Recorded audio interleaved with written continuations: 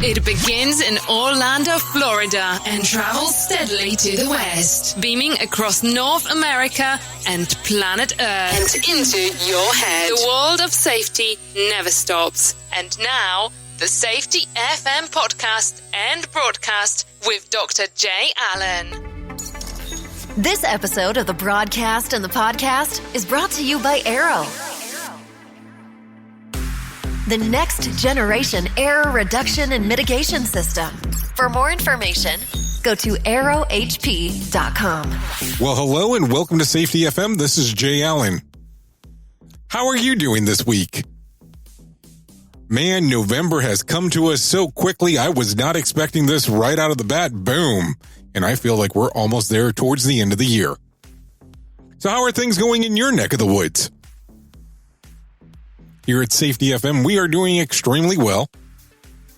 Still broadcasting and podcasting as much as possible, and we're always trying to bring to you people that we're finding out there on the safety scene, and also bringing new podcasts your direction, and I'll hint at that a little bit later on.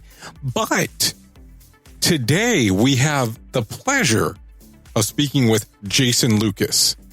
Now, are you familiar with Jason Lucas?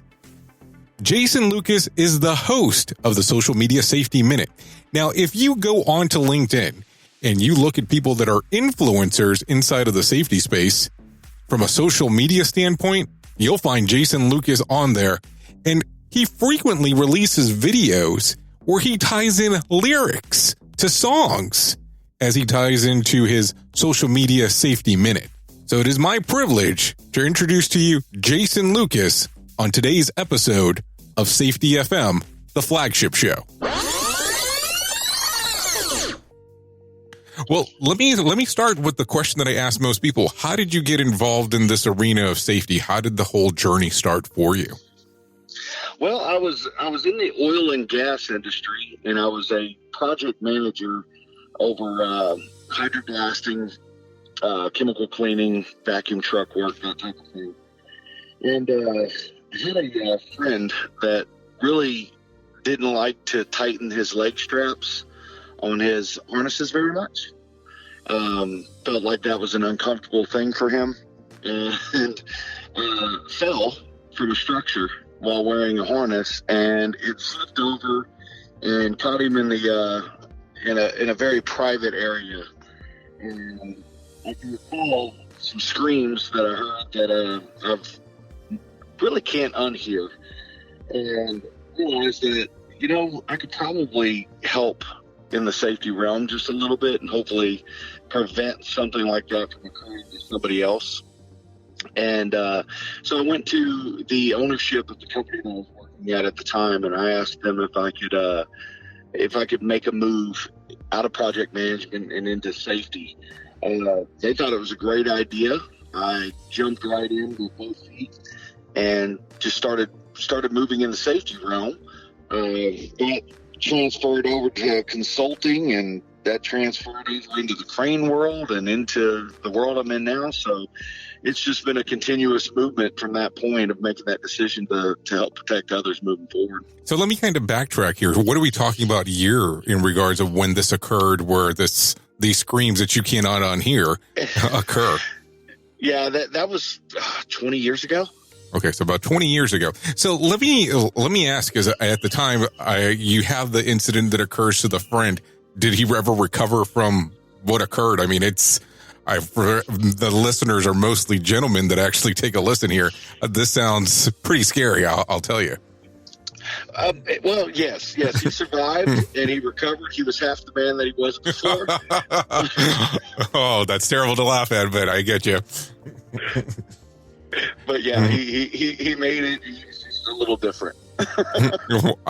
And then some. So as the organization allows you to do the transitioning from operations into safety, did you struggle at the very beginning doing the transition? I know that sometimes it's difficult for operators to be able to interact with safety and vice versa. So how did that transition go for you at first? It was horrible. I'll be honest with you. I had such a safety cop mentality. I like to joke about being a safety ninja. And so I'd show up at job sites at 2 o'clock in the morning and look at them from one structure to another with binoculars. And I'm going to see how they're really working when safety's not around, because, you know, they're different when I'm around, because I was different when the safety guy was around. So naturally they have to be as well. And I'm going to catch them. And that as I'm sure you're aware, was not the best way to be a safety guy. Safety cops are usually not the most effective in the safety realm. So did you set this up like a form of espionage? So they did not know that you were coming. So were you like camped out in regards of trying to get it set up for you to do the aha moment? Yeah, I was going to catch them. That was my mentality. I'm going to catch them. I'm going to see what they're doing when nobody's around, and I'm going to get them. And there wasn't really many coaching moments or mentoring moments in my career at that time.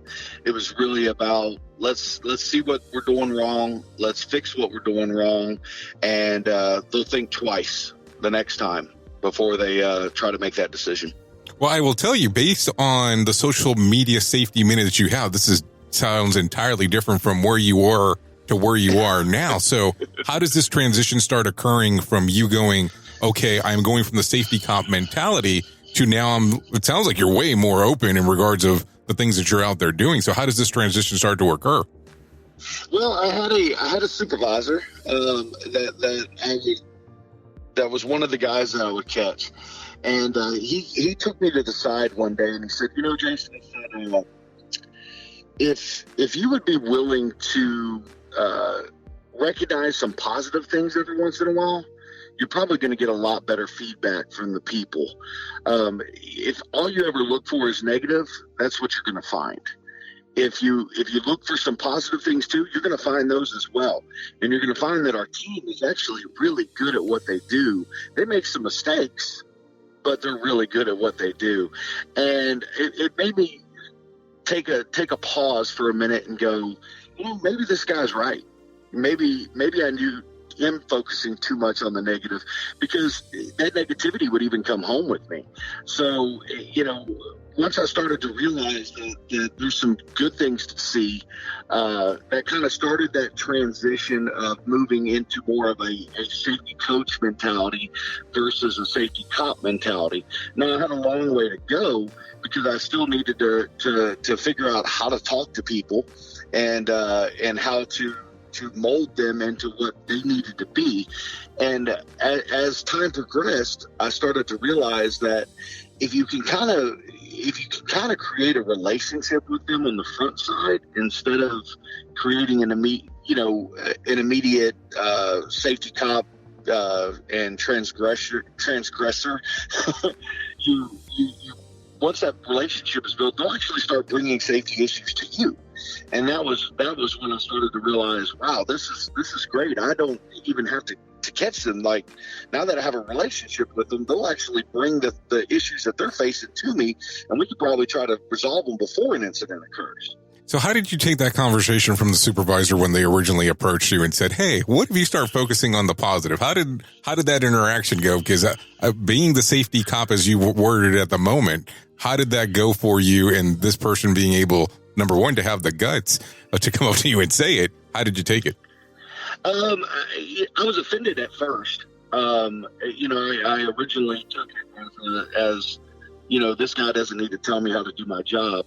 And then I realized I had a lot of respect for the supervisor. He had been in the business for a really long time. He was a guy that guys leaned on. He was a guy that people brought issues to, and he would bring them to me. And I realized that, he probably knows more about this than I do, from the standpoint of just leadership as a whole. And, so once I got past myself a little bit and got over my frustration, somebody trying to tell me how to do my job, I realized that the advice was good. And that took a few days. It wasn't an immediate thing. And I had to go back to this supervisor and thank him a few days later, because it was definitely not something I was thankful for in the very beginning. So how far are you in your safety path at this particular moment, and when this conversation occurs? How long are you into the journey? probably about 2 years into the journey at this point.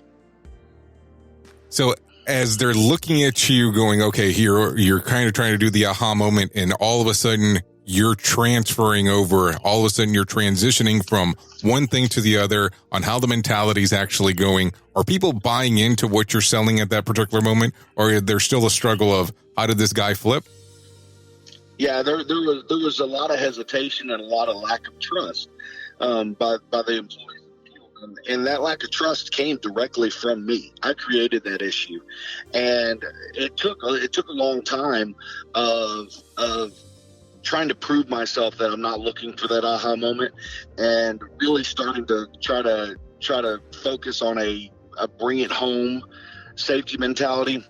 So the way that I adjusted my conversations with the guys at that point was kind of like, hey, I see you're not wearing your safety glasses. Do you have kids? Well, yeah, I've got 3 boys. Oh man, really most important thing is your sight when you want to see your kids grow up, right? Well, yeah, absolutely. Look, I just noticed that you're not wearing your safety glasses. Would you mind putting them on for me? Because, more than anything, I want you to be able to see your kids grow up. And where we're at, there's a potential that you could injure yourself. So, and once they started to see that kind of shift, things started to change, and then they started to bring things to me, even before they would bring it to that supervisor. So it was definitely a positive reversal.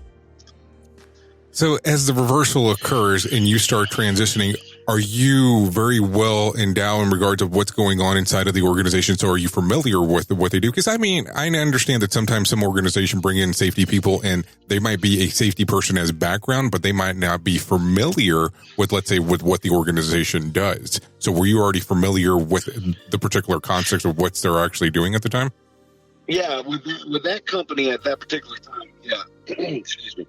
Absolutely. I'd come up from a technician level up into supervision and then into safety. So I knew their job just as well as they knew them. I probably had done the same things that they were trying to do with me. Honestly, I was not a very safe guy in operations. I would cut a lot of corners. A lot of these guys knew that, and I think that was kind of some of that hesitation of seeing me as a safety guy, because a lot of them had worked with me when I wasn't a very safe guy. So yeah, but when you turn around and say, if you heard what I heard, you would definitely have a life-changing event. So did my friend over here. So you have to understand where I'm coming from. Absolutely. So now we're at 18. So you're still about 18 years from what you have going on right now. So you start doing the transition. Things are starting to look up and coming. How do you all of a sudden, so many years later, decide to come up with the social media safety minute? So how do you go from the stage of safety cop to where you are today, where you're making these great videos online? People are able to see what's going on, and you're able to give them kind of insider tips and things to think about. So how did you come up with this concept as you're going through this growth spurt of changing the way that you look at things? It was a transition from safety cop to safety coach to safety mentor. As I got more years underneath me, I realized that there was a lot of people outside of just the organization that I was working in that I could help, that I could mentor. And there was a lot of safety professionals that were just getting into the industry, and I wanted to teach and mentor from the mistakes that I had made, so that they wouldn't make those same mistakes. Maybe they could skip the safety cop side of things altogether, and they could go straight into a coach aspect. So I really wanted to draw that in. As time progressed, though, I realized that with social media becoming more and more of a thing, that there was a message that could go out to not just my organization, but it could go out to the world. And so then the idea was, let's start doing these really short videos to explain safety, but let's explain it in a simple way. Let's explain it in a way that somebody who's not even in the industry would understand the importance of why we would wear earplugs or why we would wear safety glasses, and just try to simplify the message as much as possible. And we'll be back right after this on Safety FM.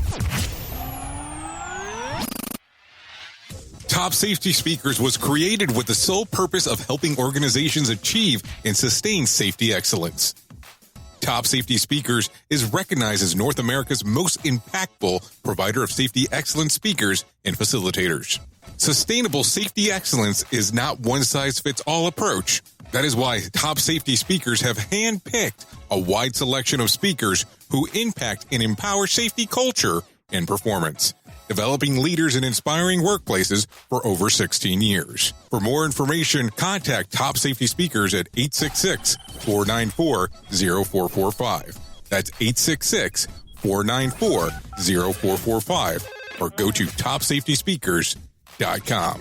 And we're back with Jason Lucas from the Social Media Safety Minute. So as you're doing the simplification of the message and you're also getting more and more people listening to you and more and more people watching you, what's taking place now? Because I'm starting to see a lot of movement going on in social media. And I did notice recently that you and Abby Ferrier made an announcement that you'll be doing a speaking engagement at the ASSP 2020 that's occurring in Orlando. So are you getting a lot of speeches that are coming out of this and a lot of times that you're able to present in front of people because of it? Yeah, and this will be the being a speaker or hosting a concurrent session at ASSP Safety Conference is kind of like a bucket list item for me. I've been going to that conference for a really long time, and I wasn't really sure I had anything to say. When I went last year, though, I determined that I was going to do whatever it took to teach a session. And partnering with Abby was probably because she's very familiar with the utilization of social media as well to try to spread a safety message. And so partnering with her was the idea was to take the best of both worlds, put them into one, and try to get as much information out as possible. Now, the idea of speaking more, I am actually seeking out some more opportunities to speak a little bit more often. I'm very passionate about sharing a safety message, and I'm very passionate about speaking. And that's definitely my overall goal is to speak more and more. And then, you and I have spoken about a podcast that I'm going to be working on as well. So the idea is to get the message out and get it out to people in as easy to understandable way as possible. I wasn't sure if I was supposed to let the cat out of the bag on that one, so I appreciate that you did it, and I won't feel bad about mentioning it now. No problem. So how does your organization feel about you actually going out and doing more and more engagements, and what was the overall consensus when they noticed that you were doing the Social Media Safety Minute? Well, it's funny because at the very beginning, I think somebody had complained to my boss that I was spending too much time on social media. So I backed up a little bit and I said, okay, I'll start recording my videos at lunchtime. I'll post once a day. I'll engage at lunchtime or during break times and things like that. And as our company got acquired by a larger corporation who was a little bit more involved in social media, they got pretty excited about what they were seeing and the engagement that they were seeing. When I reached out to my boss to get permission to go to the ASSP Safety 2020 conference as a speaker, his response was, sounds like a great opportunity. Just make sure you get with the division heads and make sure they know you're going to be going on those days, but absolutely approved. Go and enjoy it and do well. So how do you look at this whole thing? Because let's just say really what it is. You are a celebrity or becoming a celebrity in the safety space. How are you adjusting to this? Because I know that it's a little bit different at first, especially when you're walking down the street and people recognize you and you don't recognize them, but they're recognizing you from the videos, which is a great thing. How do you react to that? It's funny that you say that because I can remember being at the conference last year, and I just really or earlier this year rather, and I just really started doing the Social Media Safety Minute content, and I'd really started trying to get more and more videos out there. And I can recall every year going to the conference and seeing people that I recognized from social media or from other speaking engagements, and it was just kind of like I'd go up and talk to them, and I could see them do the downward glance at my my badge so that they could catch my name, because they didn't have any idea who I was. And this was the first conference that I went to when I went this year that I had to do the downward glance, because people recognized me from the Social Media Safety Minute content.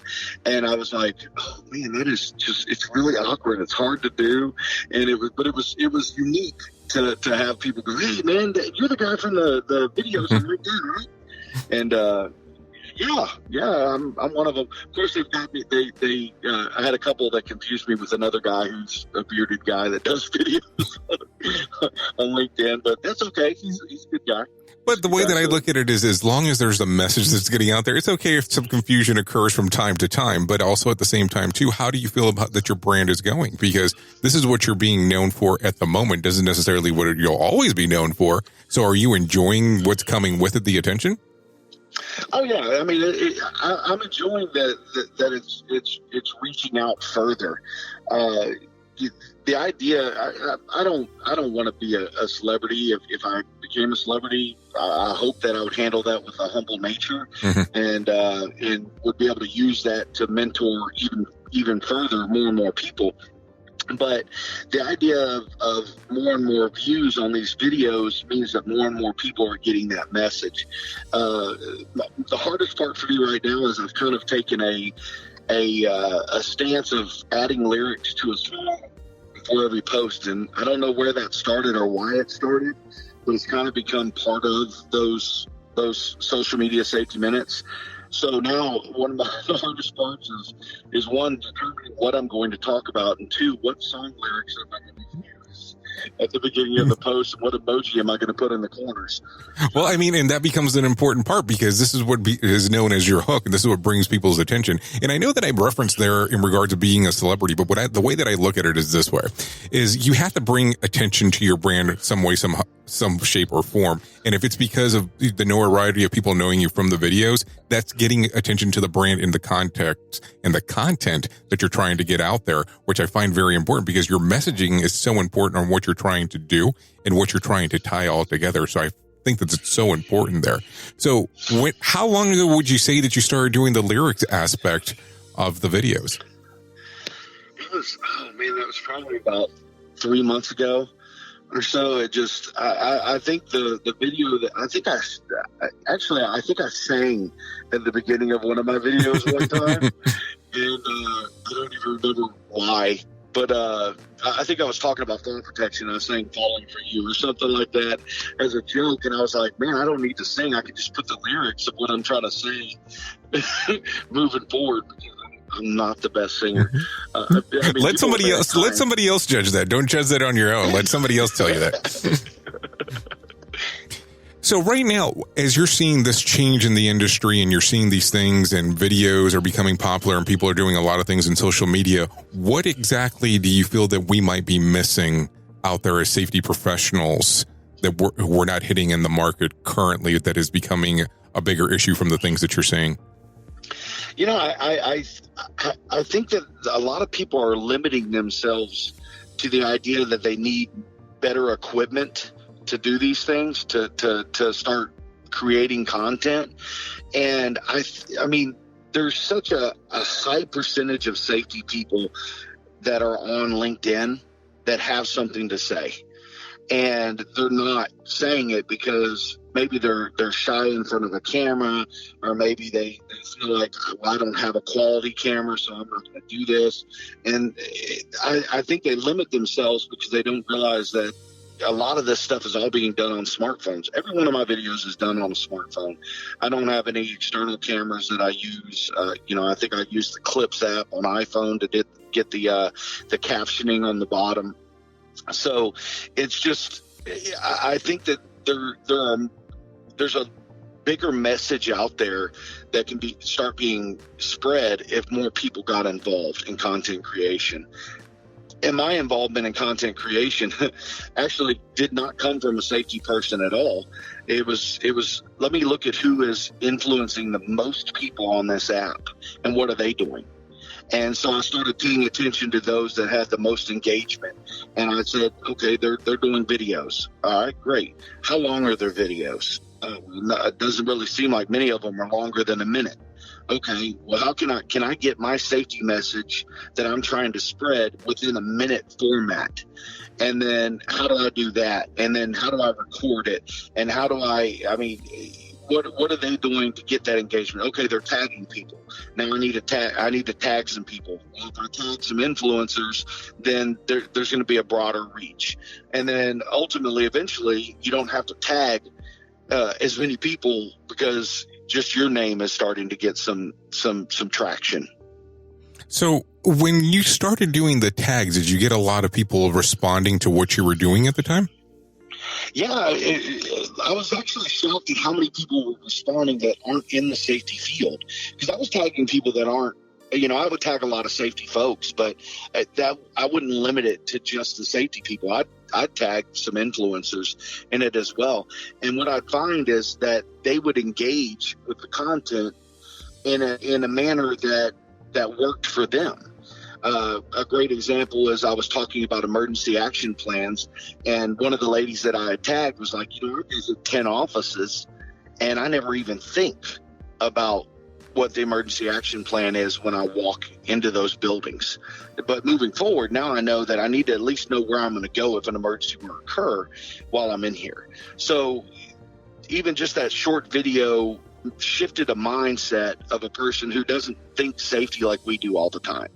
And so now maybe that person is going to have a little bit more understanding of emergency action plans and what they need to do in case of an emergency in these 10 office buildings that they visit. So it's, to be able to reach that organically like that was pretty awesome.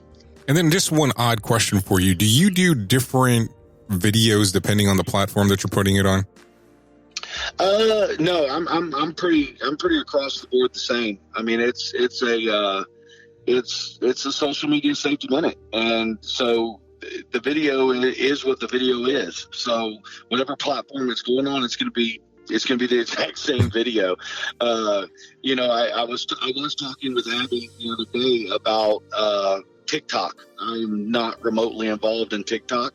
I think Wyatt Bradbury said something about sounds like Peter Pan. I get it. So, but that's something that needs to be looked at a little bit, because if a safety message can be passed through that, and right now that's one of the most popular apps happening. How do you spread that safety message other than just picking Safety Dance as your song for everything you do? That seems to be the popular thing on TikTok, to be quite honest with you. It's Safety Dance, and that gets it. Or if you do the hashtag safety, you'll see quite a few different things on there. Now, Jason, I have a question for you. If people want to find out more information about you, where can they go? LinkedIn is their best bet. That's the site I am most active on. So that's probably going to be the best spot to reach out to me, because the other sites are hit or miss. I'm still kind of doing some social media experimentation with the other sites, so I would definitely say LinkedIn is probably their best bet. Okay, we were talking to Jason Lucas from the Social Media Safety Minute. I appreciate you coming on to Safety FM. Thank you so much, Jay. I appreciate the time. The views and opinions expressed on this podcast are those of the host and its guest and do not necessarily reflect the official policy or position of the company. Examples of analysis discussed within this podcast are only examples. They should not be utilized in the real world as the only solution available, as they are based only on very limited and dated open source information. Assumptions made within this analysis are not reflective of the position of the company. No part of this podcast may be reproduced, stored in a retrieval system, or transmitted in any form or by any means, mechanical, electronic, recording, or otherwise, without prior written permission of the creator of the podcast, Jay Allen. Enjoy the best safety shows on the planet on safetyfm.com. safetyfm.com